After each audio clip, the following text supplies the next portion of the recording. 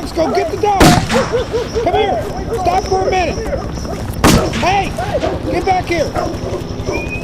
Hey, come here. What you doing? What you doing? Come here. Hey, come here.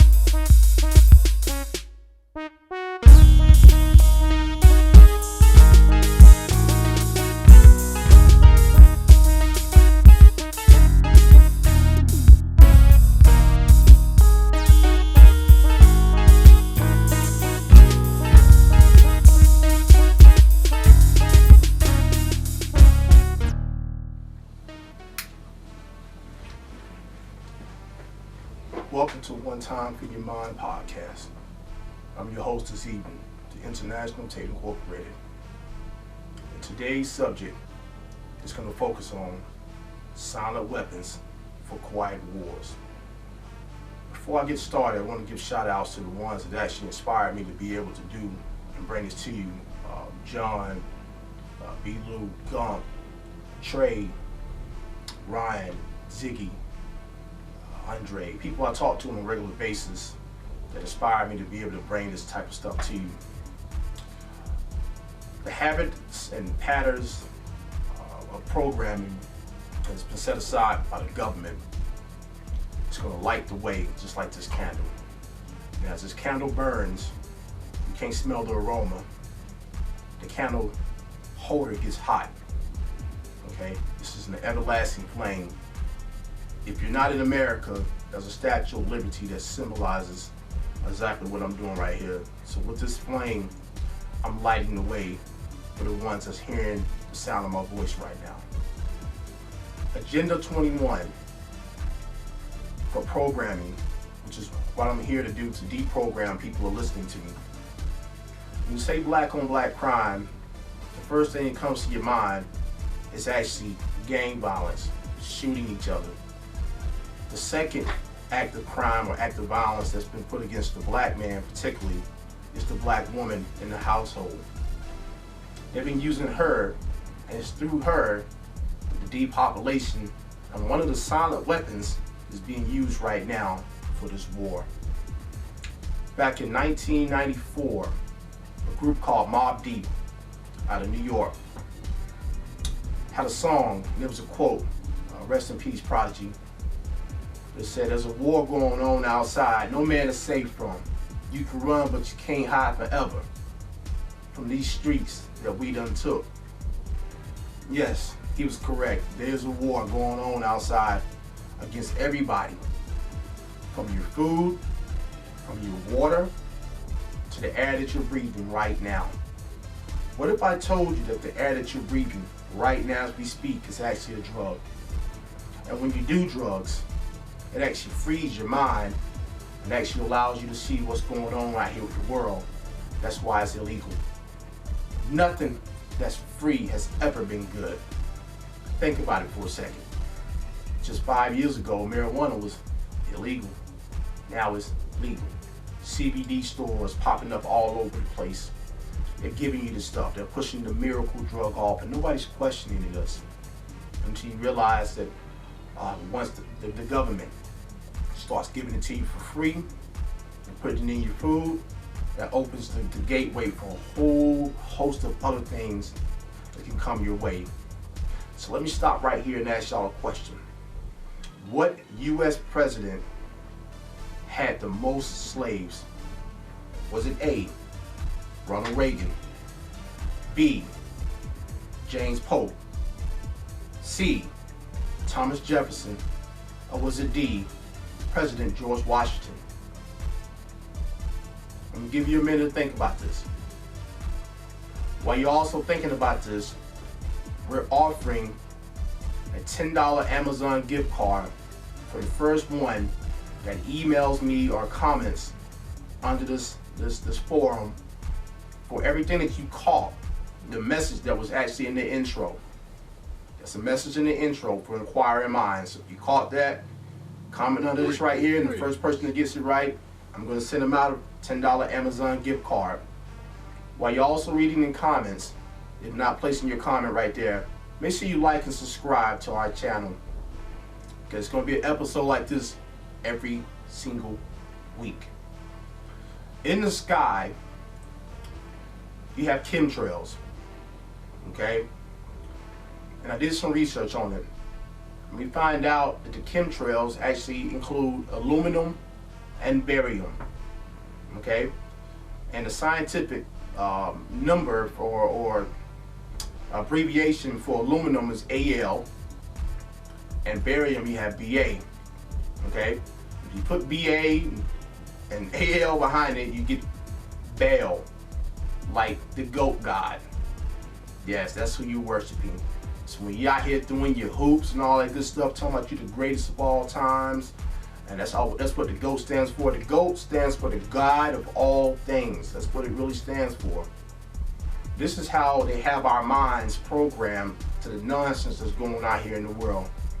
If you know more about your football team, your American Basketball League team, you can tell me about the players, the BMI, the coaches, what city they started in, where the next game is going to be located at.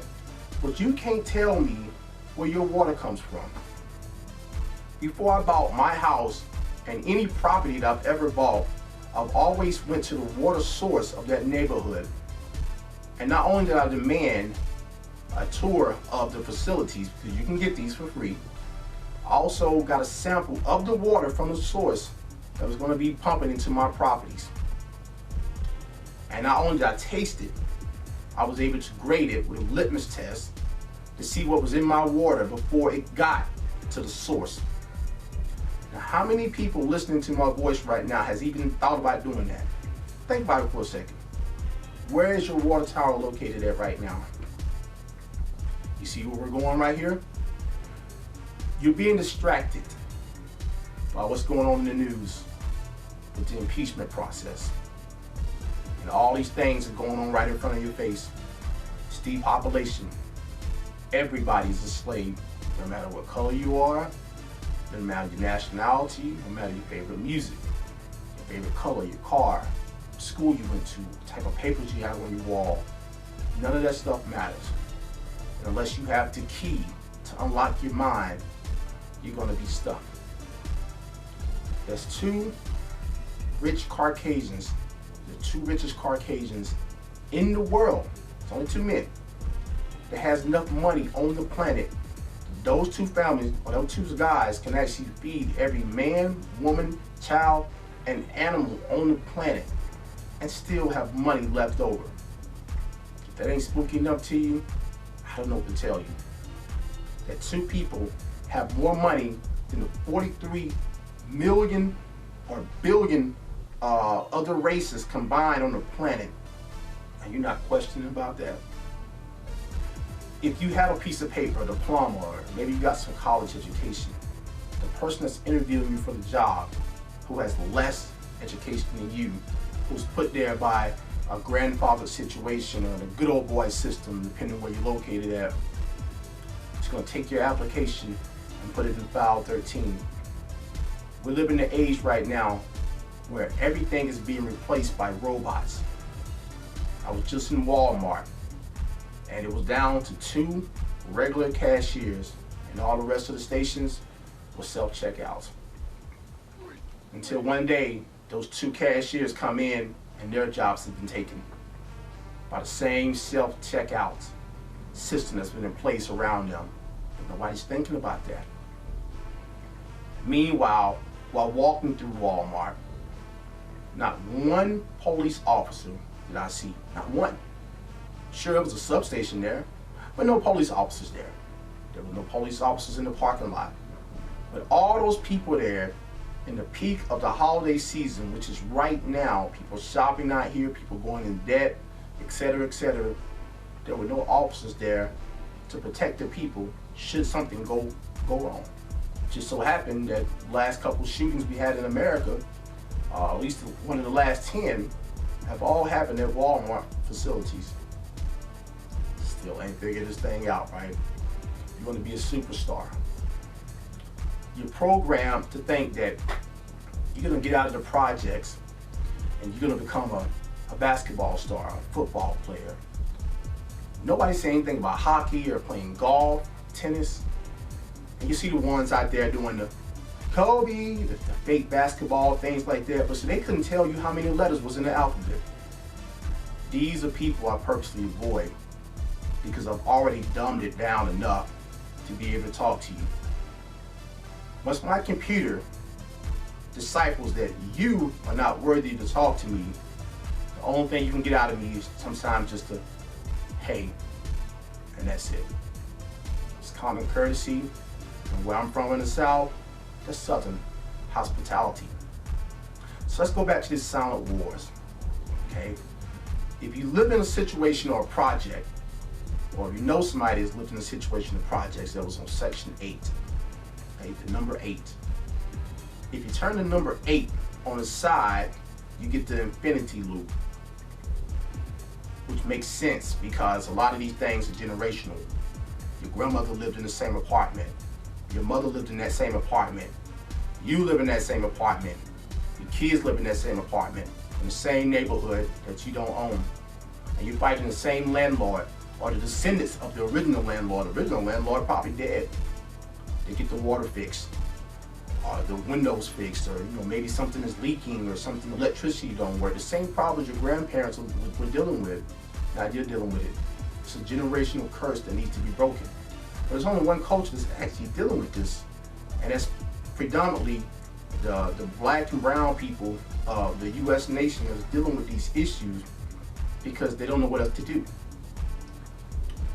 Anytime a farmer has a bad hit on crops, and I'm a farmer myself, anytime a farmer has a bad hit on crops, they go to the government, and the government give them money, you know what I'm saying, to help compensate with the loss of the crops for that particular season. Not one time did they say, take the man out of the picture, because he's the reason why the crops failed. But yet you go to the projects, the predominantly black residents of the projects. If you on Section 8, get rid of your man. Matter of fact, lock him up. Put him on child support if you can't find him, so he has a bench warrant waiting on him. So you're breaking up the family structure. Now your daughters are coming up who don't know what love is because they didn't have the other side to show them what love is. They go out in the world and they start sleeping with a bunch of men and, sowing their wild oats and all this good stuff. Then you got your sons that are coming up who's supposed to be princes to one day be kings of their palaces and their kingdoms. They don't know what a man is because they've never seen one. So not only do they despise their father, which they know nothing about, probably heard rumors about from probably the parent, the mother, or maybe the aunts who don't have a man because they've been in the same situation. Nobody's going anywhere. So you see, you have the crabs in the barrel theory, which is designed to bring people down. And once again, this is all done by design. What's going to happen when the food stamps go away? Oh, it's coming. For the one who play cards out there, I play a card game called Spades. If you know anything about spades, it's always that trump card in there. It capitalizes everything else. And that trump card is often the big joker. See how jokes are on you? This is the society we live in. I want to also talk about Agenda 2030. And for the ones that sit in front of your computer watching me right now, I want you to do your research on these type of things and look up Earth Check. Research the global map, globalization, the ICLEI, the National Strategy of Sustainable America. These are all groups that are put in place that's taking resources, the resources that's out here for everybody, away from you. They're already charging for water. What's going to happen is they start charging for air, okay? What situation you going to go to the government to pay for air? You're already feeding your kids 2 times a day, to giving them breakfast, lunch. They're feeding you with the food stamps if you're on that. And to take all this stuff away, it's going to force you into a situation of crime and poverty, just like everybody else. Because we all know, once these things go away, the crime rate increases. In the southern state of Louisiana right now in the U.S., there's one zip code. And I don't have it in front of me, but research this. That one zip code is the richest zip code in the nation. But yet Louisiana is among the poorest states in the nation. Number 3 in poverty. And all this other good stuff like that. Research these things and look it up. Before I let you go, I want to drop you some knowledge that I don't normally do. There's a couple poems I've written.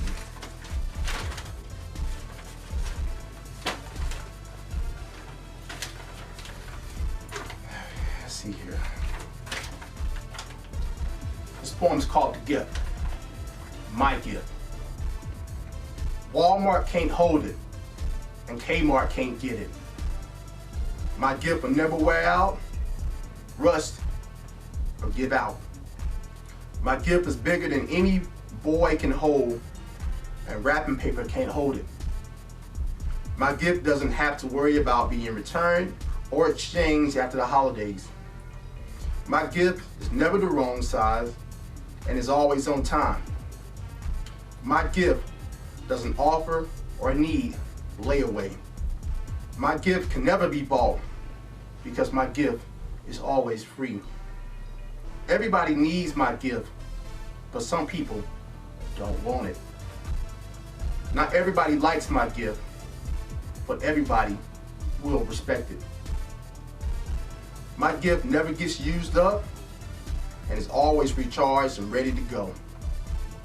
My gift never gets broken and never needs a tune-up. The man that gave me my gift is everlasting. My gift never gets hungry, but always needs to be fed.